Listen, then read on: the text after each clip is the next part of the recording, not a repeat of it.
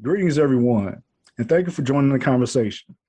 This is your host, CJ Ward, and I'm joined again today with my awesome co-host, Dana Branham. How are you doing today, Dana? I'm doing good. How are you doing? I cannot complain. Just trying to stay warm and dry. Warm and dry, yeah. So, Understood.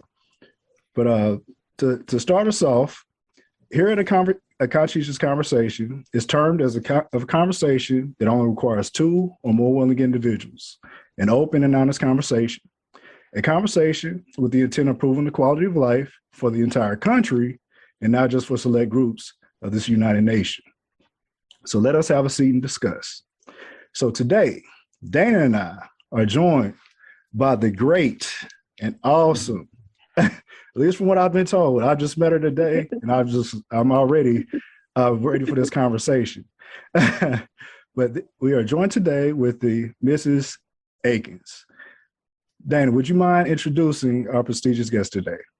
I do not mind. It is actually a pleasure and an honor to do so. So we go way back. She's known me most of my life. We will not say how long that is. However, just say that we have really good roots that are very similar. Right. And so that's a blessing to both of us. But Dr. Akins is one of my inspirations. Never got to tell her that, so I'm telling her now. Today, inspiration, examples of what to do when you want to lead, when you want people to follow.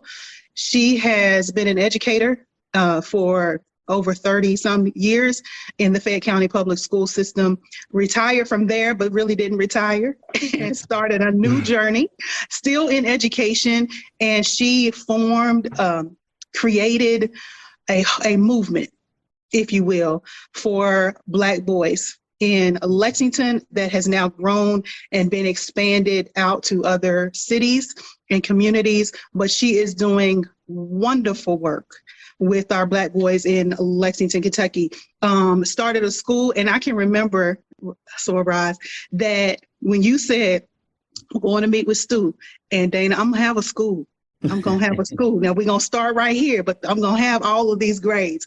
And I know it's less than 10 years later, and it has come to fruition. So I'm excited to talk about how that all came to be today. But she has also, at the same time, as if that was not enough, she has been the first lady of First Baptist Bracktown. And just recently, she and her husband, the pastor, retired from that journey. That's why I'm so surprised that you have availability, because, all these years you've had all these juggling things. And so, and as I also mentioned, she's my sorority sister. I'm super proud to call her soror and pinky proud of everything that you have done to set an example for us. If she says she's going to do it, it really is going to get done. And I can appreciate that, and everyone else who works with her does. Oh, thank you so very much. Let me say to both of you, I'm very honored, and I'm so very humbled to be a part of this today. And so let's talk about how we can change the trajectory of Black boys in this country. Yes, ma'am. Got to. That's CJ's bailiwick. So you're right on time with that. So everyone that's listening and watching, you see why I said I was already anticipating this conversation.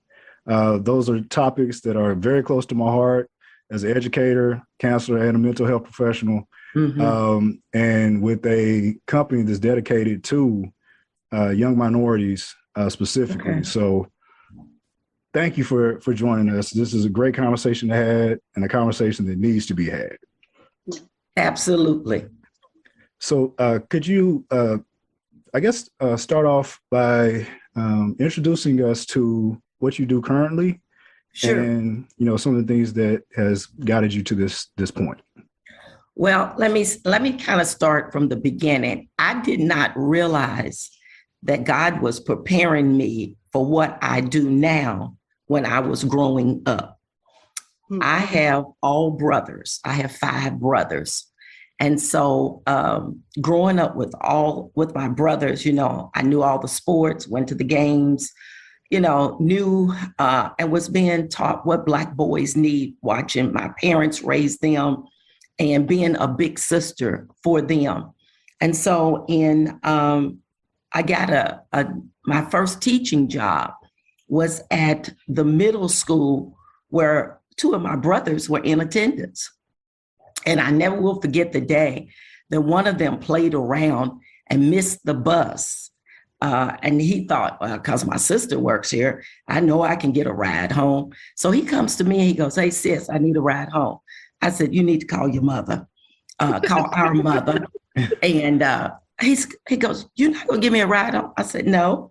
I said, call mama and let her come get you.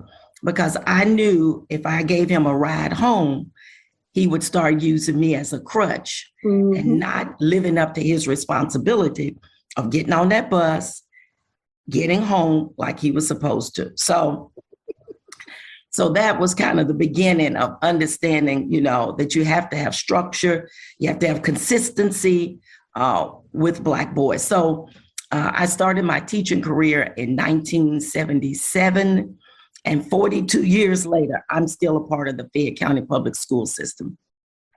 I actually retired in 2004 in December because my husband, who was pastoring at that time, we were in the process of building a brand new facility. We knew we were building it for the community, but not really had the complete vision of what the building was going to be used for. We knew it was for the community. And so in 2004, I retired in December, and my retirement was short-lived. The superintendent called me and said, we have a school whose principal left suddenly, and we need you to come out of retirement to help hold this school together until the end of the year. And I told him, I said, listen, I can't do it full-time, but you find another principal who will share the responsibility with me. I'll come back and we'll share it, get the school, keep it steady until the end of the year. So we found another person, and she and I came back out of retirement.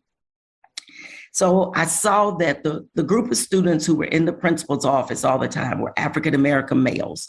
In the principal's office, had the lowest test scores, had the poorest grades, and it disturbed me. I was like, we got to do something about this, got to do something.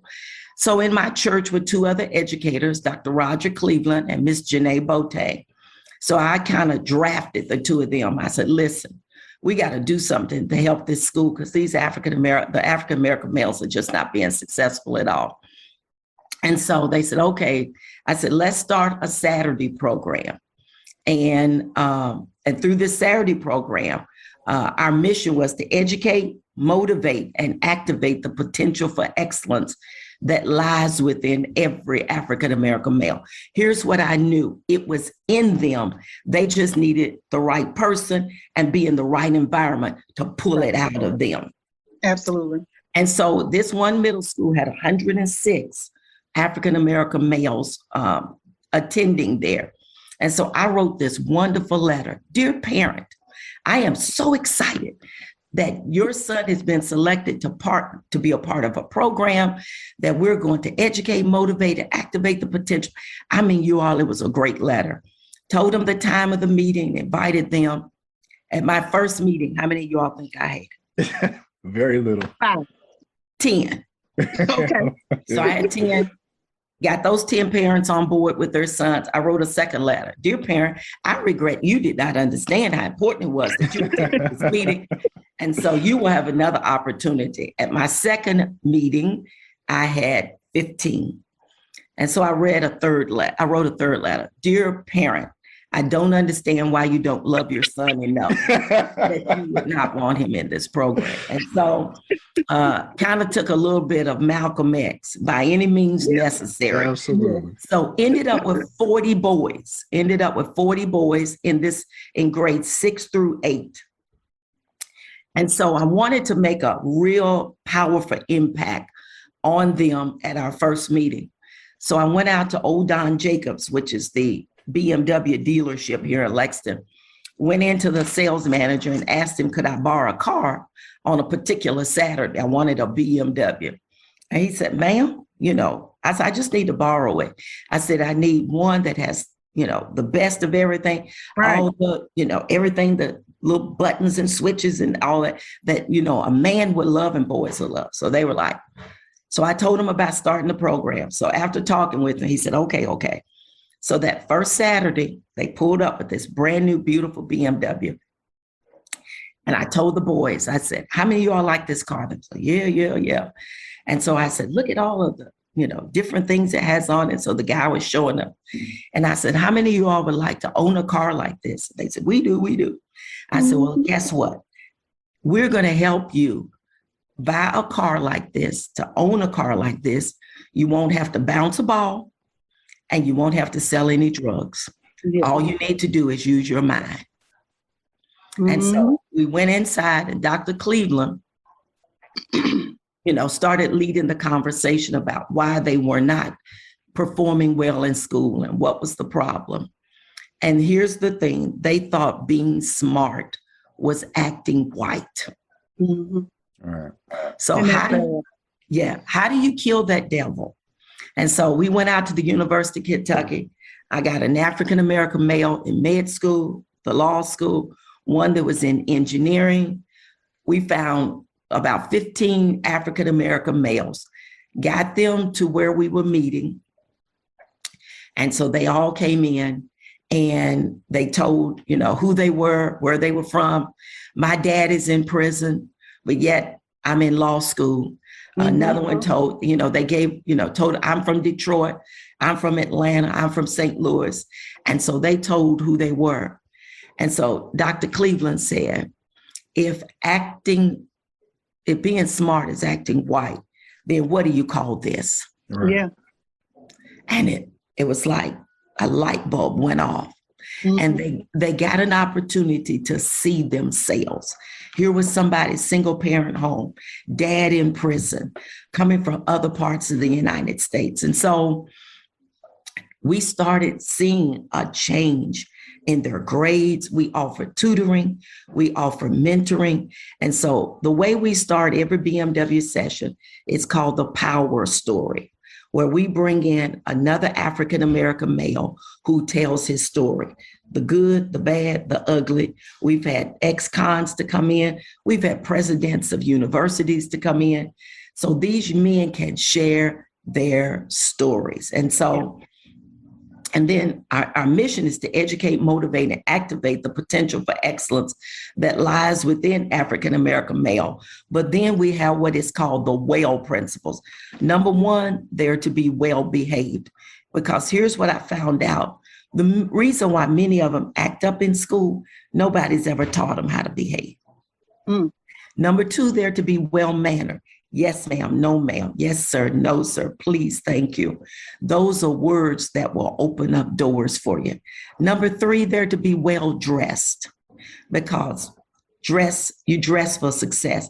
Number four, you're to be well-read, because readers are leaders. So we found books that would interest African-American males in reading. Number five, they're to be well-spoken, because when you speak well, that opens doors. And number six, they're to be well-traveled. And so education and traveling is access to them. So in 2005, when we started BMW, we wanted to take them on their very first trip to Atlanta. I wanted them to go to Morehouse. I wanted them to walk where Dr. King had walked. We wanted them to walk where Dr. Benjamin Mays and other great African-American males. And so we raised the money for the bus. We raised the money for the hotel. We raised spending money for food. But there was one piece we did not have that I wanted every young man to have. And that was a brand new suit, shirt, tie, and shoes. Because none of them owned a suit. Maybe 2 out of 40 had a suit. And so my husband at that time was on the Chamber of Commerce here. And so I asked him, I said, now, what's that guy's name that's over the Chamber of Commerce? And he said, Bob Quick. I said, okay, what's his number? And he goes, what are you up to? I said, just give me the man's number. Just give me the number. Just give me the number. So I called Mr. Quick. And I asked him, I said, give me the names of some men who are philanthropic when it comes to children. In particular, African-American males. I told him what I wanted. So he gave me the names of 4 gentlemen, gave me their contact info. So I called them, invited them to my house for lunch. I put out the best Southern soul food meal you could ever have. Fried chicken, macaroni and cheese, greens, green beans, corn pudding, sweet potatoes. Come on. You making me hungry right now. Yeah, homemade rolls, cornbread. And for dessert, I had my mother to make a deep dish peach cobbler. And so I got it out of the oven. It was warm, threw a scoop of ice cream on it. When they left, I had 40 suits, 40 shirts, 40 ties, and 40 brand new pairs of shoes. Love it. But I will never forget the day when we pulled up at Morehouse and they stepped off that bus. This will be in my mind until the day God calls me home. When they stepped off that bus and they had a swag about them, they felt good about themselves. And then they got to meet all these other young African-American males who looked like them and who were being successful. That was our first well-traveled experience. So that was in 2005 with grades 6 through 8. Let me come to today, 2022. Today, BMW is still going strong. We now go from kindergarten to 12th grade, and we are blessed to service over 400 young African-American males. And we are no longer just Fayette County. We've become a regional program. We have young men that come from surrounding counties.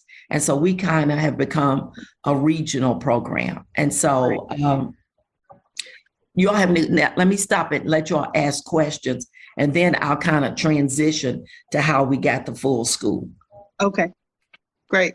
CJ, I know you have burning questions. I got so many questions, right?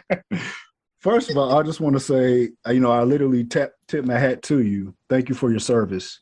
I'll say that up front. I was in Lexington 2017 through 2019 or 20, because I ended up moving to Tulsa. And I was serving as a district mental health specialist in 2019. And I had the opportunity to work in the elementary and also middle school. And during that time, I heard about the program and also heard about BMW from one of my old coworkers in Louisville. So I was already like, yes, it's sparking my interest, and I would definitely like to be involved or, be of service.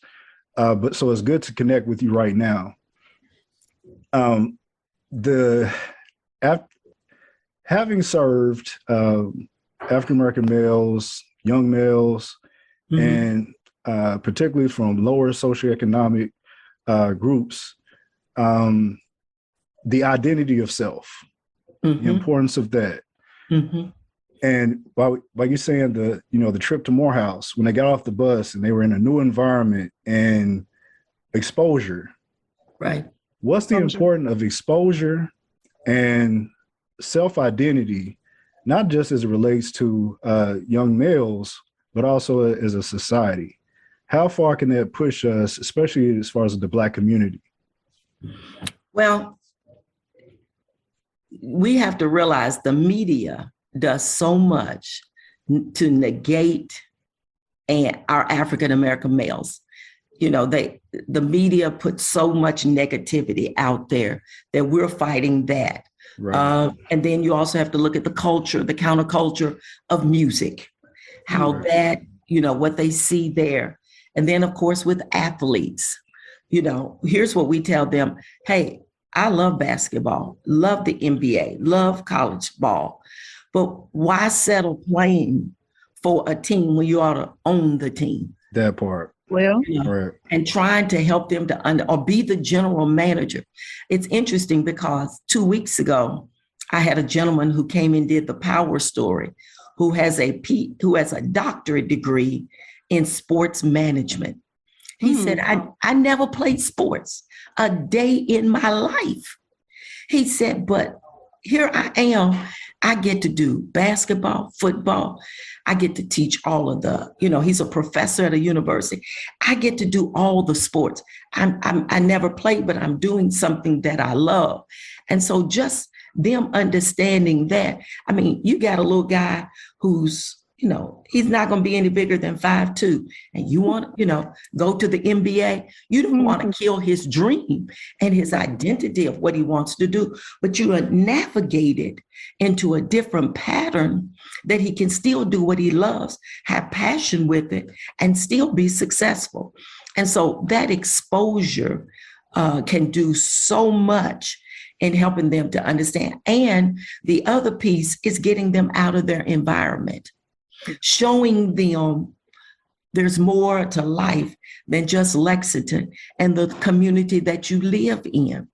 And so, I told you about our first trip to Atlanta. We've been to DC, we've been to Houston. So in 2009, God gave me another vision. He said, you've been all over the United States. It's time you take these boys abroad. I said, now, we talking, that's big money. And he said, you cast a vision, I'll take care of the money. And so in 2009, I went before all of our juniors and seniors and some sophomores. And let me say this, there is an accountability part with BMW. You just don't go on these trips. You got to have good grades. Your conduct's got to be in order. And you have good grades, good conduct. And I've got to be able to trust you outside of this environment that we're in on Saturdays and during the week. So you got to show me and be responsible that you get to go on all these trips. And so in 2009, I stood before the high school boys and I said, listen, God has given us, he's ready to expand our territory. He's ready to increase our territory. I said, in 2010, the 25 of you all who have the highest GPA are going to England, France, Germany, and Switzerland with me. And they said, we can't afford that. I ain't never been on a plane. They're going, well, we can't do this. I said, you make the grades. You leave God. You let God and Ms. Akins and Dr. Cleveland, Ms. Bolte, we'll take care of the money part. So I had a young man whose mother had drug him in as a 8th or 9th grade, I can't remember. On one Saturday, she brought him in by the ear. And she said, ma'am, she said, my son is being recruited by a gang. She said, I heard about this program. She said, I don't want to lose my son to the streets. Can you please help me? And I said, absolutely. I said, you go leave him here with us and come back and pick him up at 1:00. So he had an attitude. He'd sit there with his arms folded, didn't want to engage or anything. And so at 1:00, she picked him up. I said, bring him back next week. So little by little, he started getting engaged. So he was one of those sitting there that day when I told him we were going to England, France, Germany, and Switzerland. He probably had like a 2.3 grade point average. So he came to me after, he said, are you serious? I said, I'm serious. If you want to go, you got to get those grades together. You got to get that attitude together. You got to show me you want to go. That boy went from a 2.3 to a 3.8. And when the list was done, when the list was put together to go, he was in the 25. And so when we got to Paris and we were at the Eiffel Tower, he's 16 years old and he's just looking up. And he says, I said to him, I said, hey, son, are you going to take the elevator and go to the top? He said, all my life, I've seen this on the television. I've read about it in a book. I never thought at 16 I'd be standing at the base of the Eiffel Tower. He said, go to the top. He said, I'm going further than the top. That boy got a scholarship to the University of Louisville. He has graduated. He's finishing up his master's, and he's in management at a clothing store here in the Kentucky area. And so, and so that, just knowing that, how we have changed, as I said, the joy. So that exposure does so much to help them, first of all, believe in themselves, believe they can get the good grades, believe that they can go places they've never been, believe that they can have a career. They don't have to believe what they see on the television or what they hear in the music. They can be whatever they want to be. Absolutely. Then you have They absolutely can. Yeah. So I definitely believe, and I've seen it with my own eyes. I got my little shirt on to show that I've seen it. I love that shirt. So yeah, the exposure creates options for them. And so that's what I love about it, is that you're right. It expands their view. So I'm one of those, and I don't think you know this story about me, but I ended up at Howard. Correct. I just had to tell this story last week of someone talking about, did y'all's counselors support you in your school decision? And I said, absolutely not. Absolutely not. I remember my counselor, I won't say her name right now, but she, at Henry Clay, she said I wasn't going to get the best education at an HBCU. Mm-hmm. That I should just stay at U of L or UK, where they would basically be paying me to go to school. And my personality, I was like, I knew that ain't gonna happen. So Howard ended up being the only place that I even applied. It probably wasn't the smartest decision, but it worked out, right? What I'm getting to is the support from the community that you have now. So of course it started with the three of you, Dr. Cleveland and Miss Janae, but the support of the community makes this whole thing work as well. And that's what we need, because we still got to counter some of those attitudes that are within the school system. And to piggyback on what you said, Dana, we're so blessed that not only do we have the support of the school system, we have the support of the faith-based community, because when BMW started expanding, we couldn't house it all at First Bracktown. And so I went back to our home church, Shiloh, and I said, Dr. Owens, I need a couple of these rooms because I want to start a kindergarten and second grade BMW, kindergarten, first and second grade BMW. And he was like, hey, whatever you need, you got it. Went to Miss Priscilla Brown at Shiloh. I said, Priscilla, I need you to head up this. And so she was like, we got it. She put together a team. As a matter of fact, Miss Linda Williams, Clark's mother, who died, was one of those first teachers that we had there. So went back there. When we wanted to do the 4th and 5th grade program, went to Consolidated, Pastor Gaines. So we are blessed to have the support of the faith-based community. But here's the bigger support we have. We have the support of the Chamber of Commerce and the business community. Yeah, have to have it. You have to have it, because the business community has the money. The educational community has the resources to teach. And the church has the moral obligation to be able to support this. So that's been the blessing that we have had here in Lexington, that it has become community. And so, and even to expand, you talk about, we start putting them on a college campus in the 6th grade. The first school that we take them to as a 6th grader is Tennessee State, because that's close by, HBCU, take them to Tennessee State. And of course, while we're there, we go to Fisk, and we also go to Vanderbilt to show them that option as well. Right now, BMW has 5 boys at Tennessee State University. Because they said, I always go, why, Tennessee State, they said it was something about that first college that you exposed us to that we wanted to go back. And so we've been blessed. The first university to partner with us and giving scholarships was Murray State. Murray State came and said, hey, we want to open the doors. We want equity here. We want more Black males on our campus. Murray State gave us 10 full scholarships. Then Georgetown College came and said, listen, we want a partner. They gave us 5.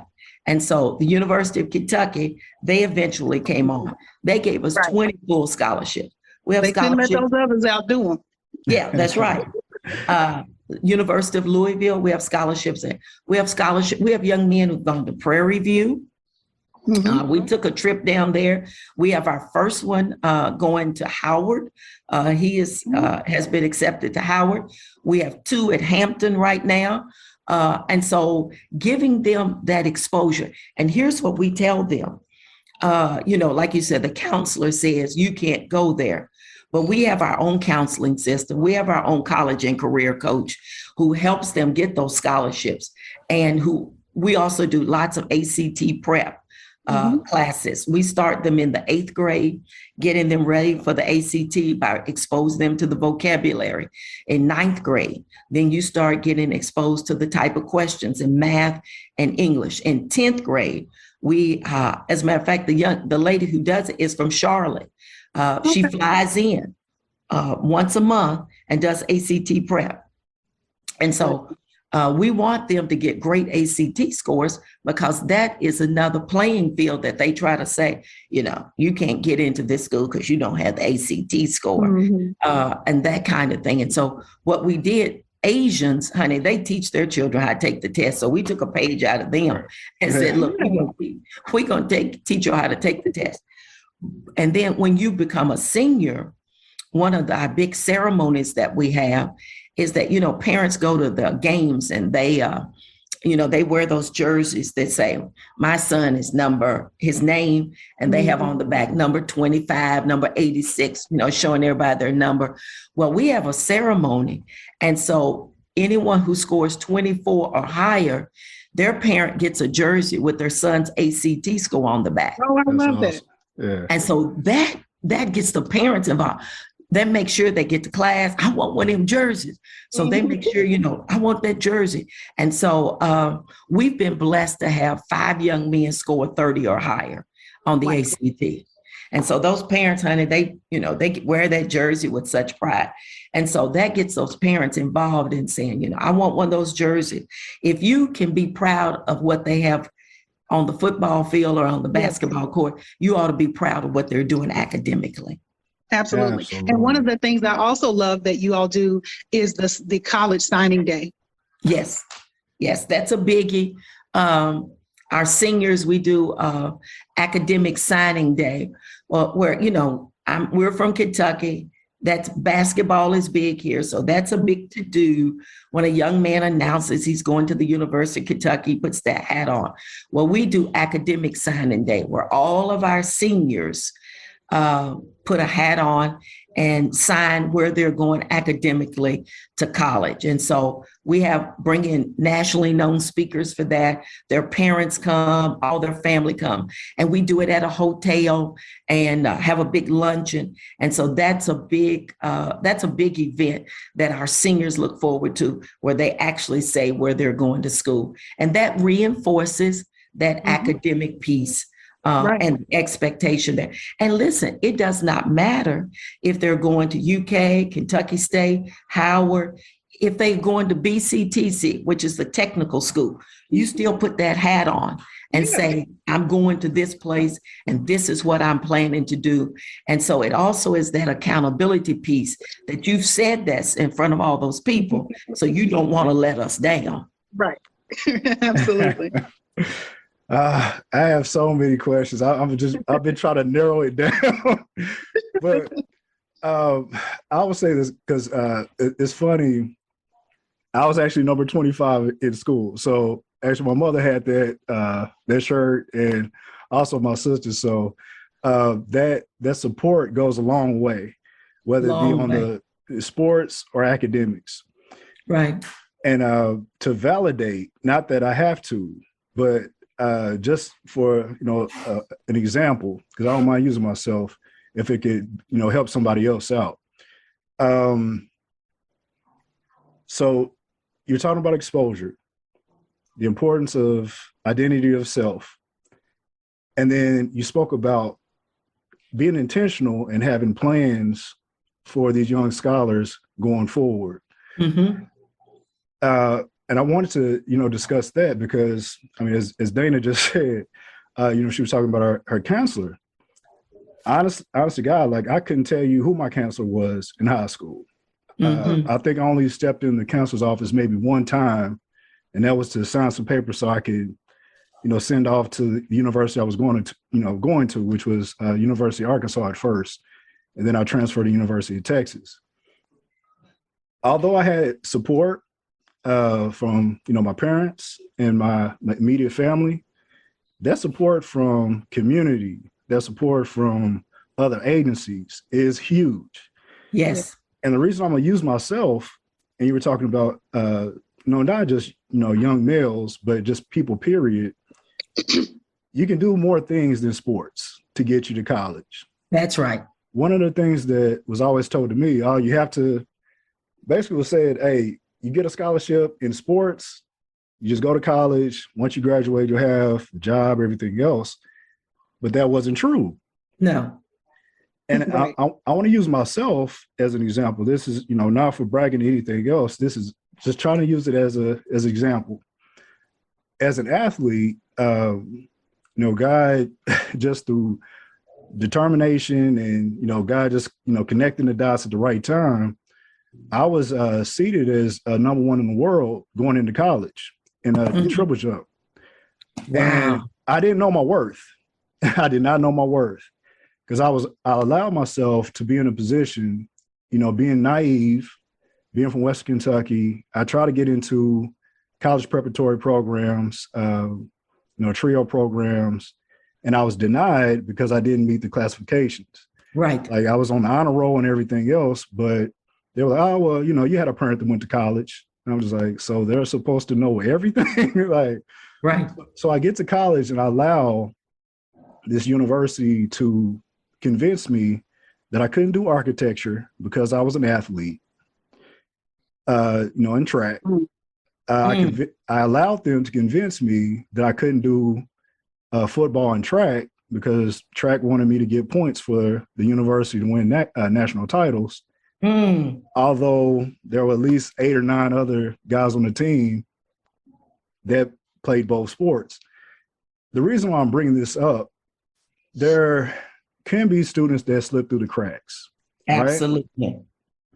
So for those students that may not, have had the opportunity to be, in BMW or, programs that, can definitely aid in their future, what advice would you have for them?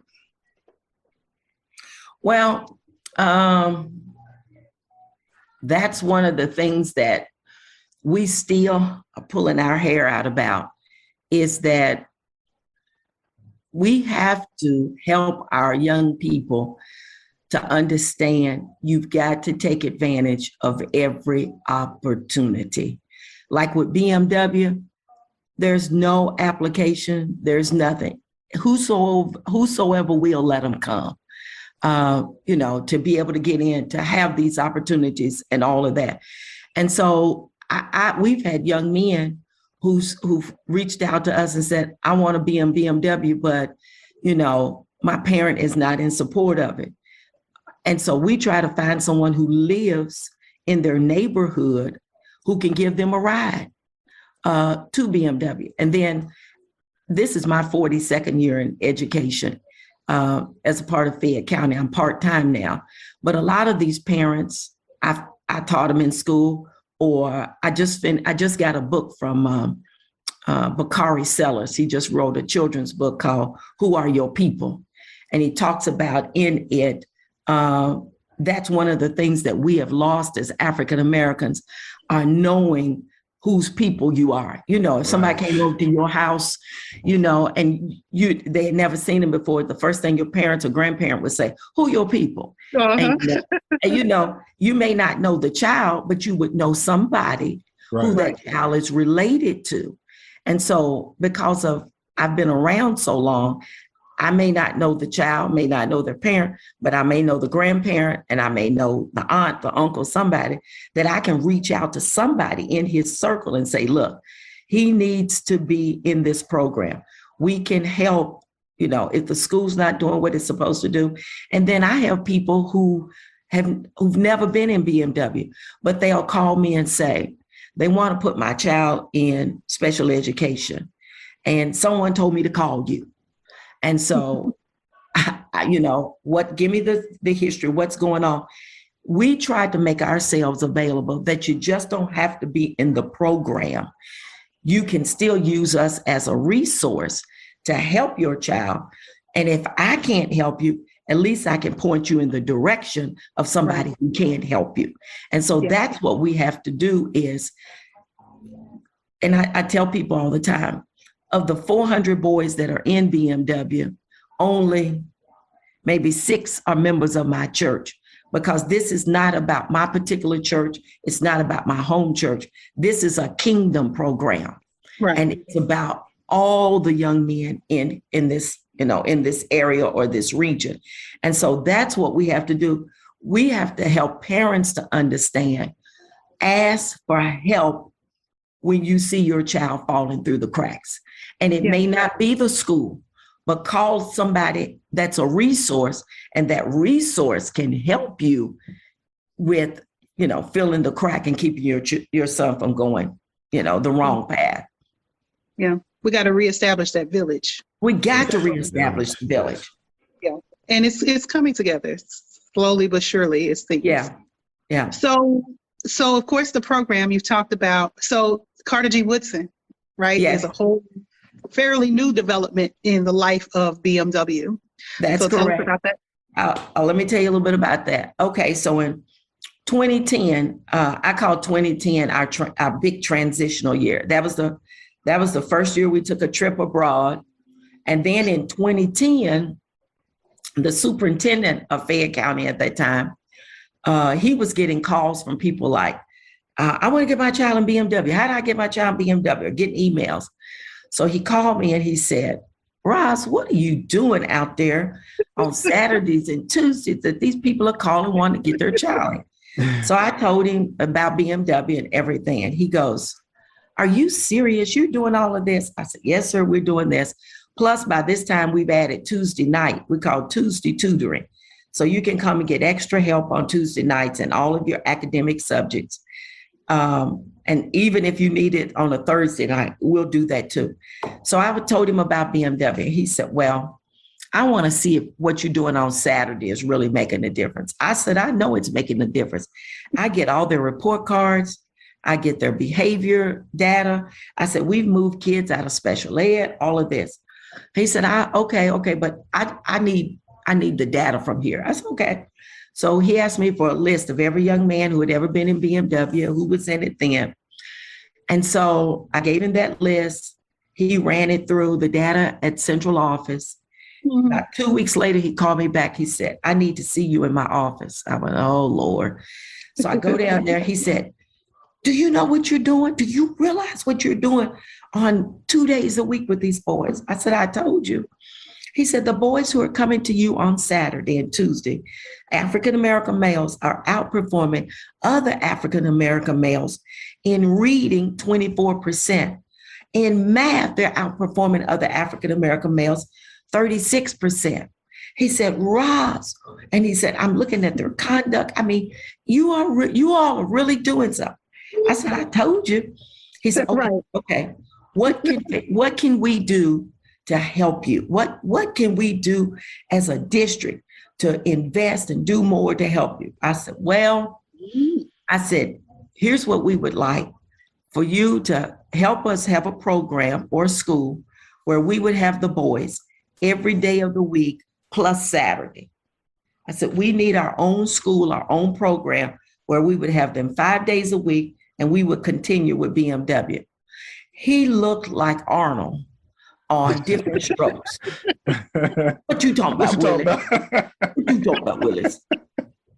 And then I said to him, I said, Mr. Silverman, I said, you remember when Toyota came here and created Toyota in Georgetown, Kentucky? Most of the Japanese that came here to start Toyota lived in Lexington. I said, their culture goes to school 6 days a week. I said, Fayette County opened a building so Asian children could go to school 6 days a week. I said, when you built Edith J. Hayes Middle School, you allowed the Japanese to build a wing on the back. So their children go to school 6 days a week. That's a part of our culture. Why can't it be a part of African-American culture that our boys go to school 5 days a week, plus we have them on Saturday? And he went, let me think about it. So I left, and about a month later, he called me and he said, are you willing to go before the school board, make a presentation on why BMW needs to become a program that's 5 days a week plus Saturday? I said, absolutely. So Dr. Cleveland, Janae Boateng, and myself, we did our presentation. And here's what we found out. In the Commonwealth of Kentucky, we have what's called A1 schools, A2, A3, and it goes down to an A5.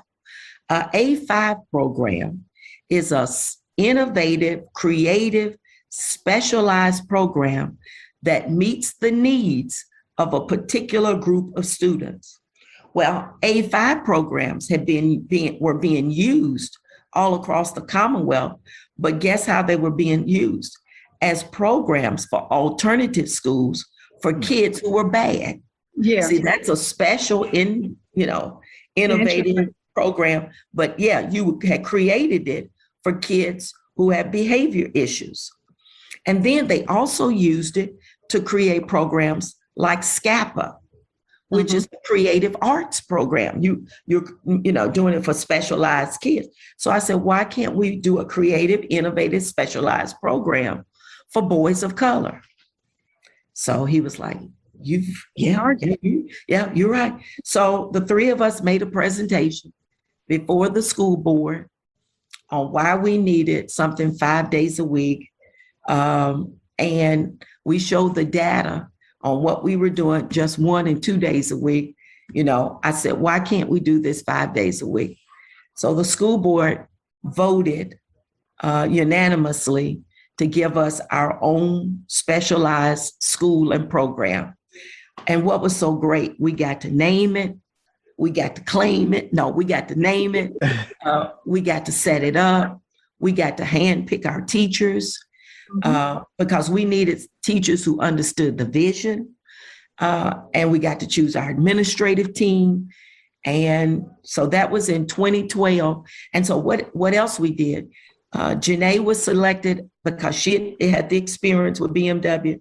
She was selected as the first principal. So for 1 whole year, she and I got to travel the country to look at programs that were already in existence. So the first place we went was to Chicago, to the Urban Prep Academy, which had 4 locations, was changing the lives of young men. So 100%. we went and met with their principal, spent 2 days observing them. We researched the Harlem Zone School in New York. We flew to Atlanta to the Best Academy. I mean, we did our research and we took the best practice out of all of those programs. And we started the Carter G. Woodson Academy. Now, the reason why we named it Carter G. Woodson is because Carter G. Woodson attended Berea College. Right. And he is the second African, and Berea College is in Kentucky. And he's the second African-American ever to get a PhD from Harvard University. And so, so we wanted him, all the quotes and things that, the great resource he was. And so in 2012, we opened the Carter G. Woodson Preparatory Academy, which is a pre-college program for boys of color, for boys, period. But everything is taught through the lens of African-American culture and heritage. So you can be Caucasian and go there. You can be Hispanic and go there. But understand, when you come, everything's going to be taught through the lens. We don't teach Black history because Black history is taught every day. Thank you. Right. It's not an exclusive history. It's an inclusive history. Right. Yeah. Now, we will celebrate this month by doing what we call the Woodson Institute, which is an educational institute where we bring guest speakers in and the boys create everything with the institute and all of that. But we don't do Black history in that manner like we're teaching it, because it's not an exclusive history, it's an inclusive history. And so we are so excited. We are celebrating, we are in our 10th year, celebrating 10 years. So the way we started, so that failure would not be an option, we started with grades 6 through 9. And then we added a grade level every year. And the young men who were in that first group, that sixth grade class that came through, all of them are in college right now. Awesome. And That's yeah, awesome. and so these boys actually go to school 6 days a week. Yeah. And so we've been blessed to have a great partnership with Fayette County Public Schools. Carter G. Woodson is a part of Fayette County Public Schools. And so we're held to the same standard as all the other schools. And to give you an example, we just had our second semester, second grading period. And of our sixth grade class at Carter G. Woodson, 92% of them made the honor roll. Wow. Yeah, 92%. Unheard of. Yeah. Unheard of. Yeah.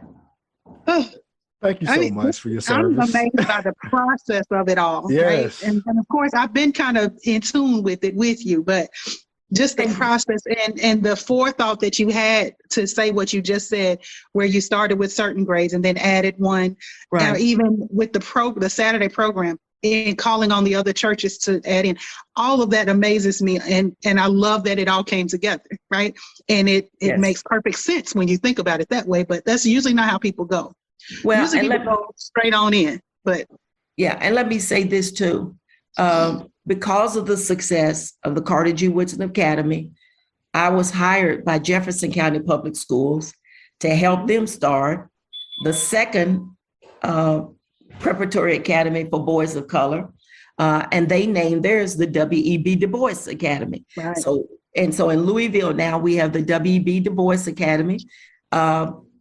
Bowling Green has started a mini Carter G. Woodson Prep Academy. Awesome. So Okay. they have their Owensboro is working now to start a prep academy, and also Paducah is talking about it. So this Wow. is only, Okay. yeah. That's my hometown. Is that right? Yeah, So, I was actually born in Bowling Green, hometown in is that Paducah, right? So Bowling Green has a program, Owensboro's working. But let me say this, this is not rocket science. This can be adapted anywhere in the United States. And let me say this on the podcast. If there's a church out there that wants to start a BMW or something similar to BMW in your town, please call me. Please email me. We will help you. I'm working with a church now in Beaumont, Texas, that wants to start a BMW. If we are going to change the trajectory and the lives of African Americans, who better knows how to teach Black kids than Black folk? True. Yes. And so we are going to have to go back to the basics, to that environment and that culture that I talked about, where we work together. So if there's a church or a group out there that you want to do something, start with something small and build it, to have a program to help save the Black boys in your area. Bill, the gentleman who used to be over the over United Way here, Bill Farmer. Oh, Bill Farmer has moved back to North Carolina, and he started a small group like BMW. Really? And so, yes, he started a small group there in North Carolina, in his hometown. And so anyone can do this. It's not rocket science. And I tell people, if you want to start a BMW, you got to have the 4 C's. Number 1 is commitment, because we're good at starting programs. We get tired and then we quit. And then guess who it hurts? The child. So you got to have commitment. You got to have consistency. You can't start 1 month and not meet for 3 months later. So you got to be consistent. And then number 3, you got to have compassion, because these young men came from backgrounds that may not be similar to yours, but you got to exercise compassion. And number 4, you got to have connections. And that's where my husband came in. He's connected. He knows the resources. You got to have somebody who's connected that can help you navigate that Chamber of Commerce system in order to get the funding that you need to run your program. Right. Love it. I have so many other questions. I don't want to hold your time. I know you're a busy person. You guys, it's been a joy and a pleasure. Thank you all. Thank you. If I could just have a couple more minutes, Sure. because I want people to support you. So Okay. how can people support you? Like, where can they, whether it be financial, whether it be time, commitment, how can they support you and how can they find you? Well, let me say this, that you can email me at rakins@Bracktown, that's BRACKTOWN at bracktown.org. If you want to volunteer or if you want to support us financially, it would be great. We're planning to take, I think it's 50 boys to Egypt this year. So if anybody would like to donate to help one of those young men to go on that trip, that would be great. Our little kindergartners, they're going on a one-day trip, kindergarten, first and second grade. So we have 4 or 5 trips. If anybody would like to contribute toward helping with that, or any way, time, talent, or your treasure, we'll take it all. And so all you have to do is email me, rakins@bracktown.org, or you can call me at 859-227-2663. And if you don't have my phone number, you're probably one of few who does not. I got to come and see those kindergartners. That'll just make my heart. You ought to see them. They're adorable. They really are. I'm going to do it. Thank you so much for your time. I will definitely include all this CJ. information, and thank you for your willingness to come on this podcast. So. It's my, this is my calling. So Dana, Yes, proud ma'am. of you. Proud of you. All right. Hopefully I'll see you when you come home next week. Yes, ma'am. We'll see All if right. we can make it. Take care. All right. All right. Thank you. Bye-bye. All right, Dan, I'm go ahead and such a wonderful guest today. She's great. She is great. A resource that is needed, that is welcomed, and is appreciated. Yeah. So I'm looking forward to helping out where I can, and appreciate for everything that you do. So You're welcome. we all come from good people. So Right. Like, who your people? Good who people. your people? That's the answer. We all people, that village Right. stuff. We all people. I definitely But do. she's wonderful people. So in closing, once again, I appreciate everyone for your attention, and we will join together again next conversation. So I hope this message reaches you well and helps you along the way. Be encouraged and make this day, evening, or night a great time. And until next time, appreciate you.